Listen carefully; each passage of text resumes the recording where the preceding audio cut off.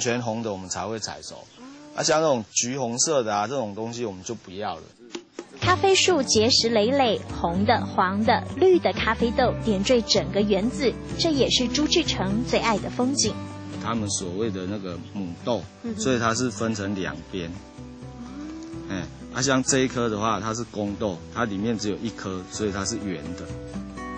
谈起咖啡，滔滔不绝，因为东乡咖啡的主持人朱志成爱咖啡，可是从国中就开始，长大投身咖啡产业，当然要做最好的。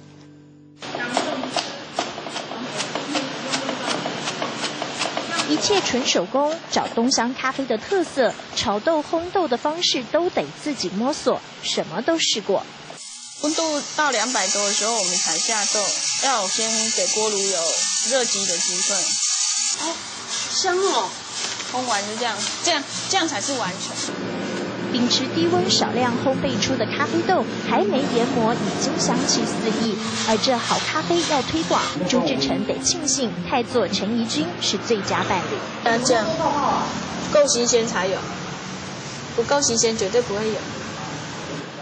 煮咖啡要专心，连记者的访问都得暂停，就是这份心意和坚持，建立了东乡的名号。经过我们的摊子前面我们在煮咖啡或者烘咖啡的时候，客人因为都是客家人，他就会说，看到那两个字，他直接会说东乡该咖啡。后来我们就加注客家音的注解。客家子弟陈怡君爱尝试不服输，本身是音乐家，就以敏锐度和艺术感不断研发新产品，让东乡咖啡不仅好喝也好吃。松饼淋上或有咖啡粉的咖啡甜酱，苦甜苦甜，一吃就上瘾。咖啡棉花糖没吃过吧？还有这一味一定要尝尝。这里面会有酸有甜，然后有苦有咖啡味，就完成咖啡柠檬店。传统纯手工，创意新口感。夫妻俩坚持的东乡咖啡，不仅要在台湾飘香，更希望有朝一日名扬海外。